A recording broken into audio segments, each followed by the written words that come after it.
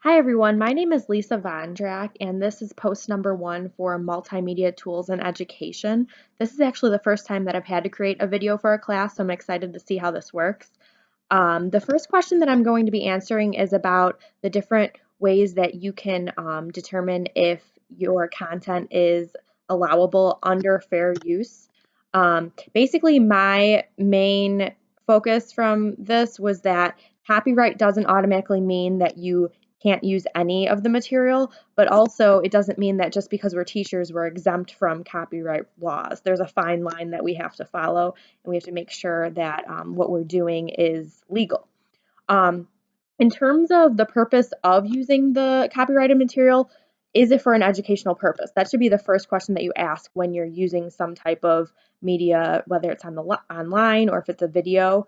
And when you're using this material, you have to make sure that it's just as much as you need for your purposes. So you can't show a full-length movie if you only needed, a 15-minute clip for such a class like an English class. I remember in high school and before that, we would spend days in English class watching a video that paralleled a book that we read, which may or may not have been legal under the copyright rules. And I also thought it was interesting to see that it's a lot easier to prove that you're following copyright laws if it's a factual bit of information. So I see that history teachers would have maybe an upper hand in being able to defend their position in using copyrighted material. And also something that stood out for me was the effect on the market. So you cannot make copies of an entire book to hand out to your students because you would be taking away from the author's profit. So I thought that was pretty interesting and explains why in college you need so many textbooks for the classes that you take.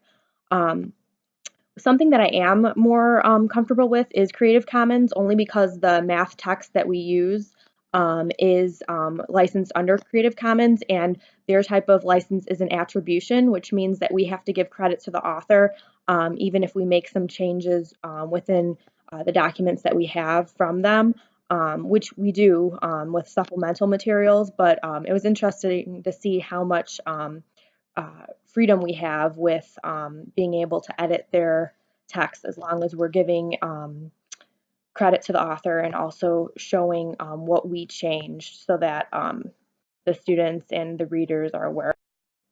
Since I began taking coursework in educational technology last semester, I have been more diligent and aware of making searches on Google. I make sure that I only include images that are marked for rights to use instead of just searching a random picture and the first thing that pops up to use in a PowerPoint or to put on a worksheet for students. Overall, it just seems a good suggestion was made that if you ever have a question as to whether or not you have permission to utilize an image or a media source, your best bet is to just make it up yourself from scratch so that you're not going to be violating any laws. The second question is concerning the F pattern for online reading. And I thought it was pretty interesting because I noticed myself following a lot of these elements that the authors noted about the F-shaped pattern. The main thing is when you're creating something yourself, you want to get to the point immediately. When people are searching things online, it's not the same as looking at a book where they're going to read from cover to cover. They're going to be scanning, and you want to put the most important content first in the opening sentences and paragraphs. And also when you have text, you want to have it usually to the left because that would follow that F-shaped pattern instead of having something centered. And you want to keep your headers, your links, and everything flush to the left margin because that's the most user-friendly for people when they're scanning your page. Mostly, I think that these implications would be that when I create something for my students, whether it's a blog, whether it's Canvas or a website, I want to make sure that I'm abiding by these so that students are interested and they're getting the most out of it. So anytime I set up a page, even for this class with my blog, I want to be mindful of the different margins that I'm following to keep most things to the left because then readers will be able to get the most out of it.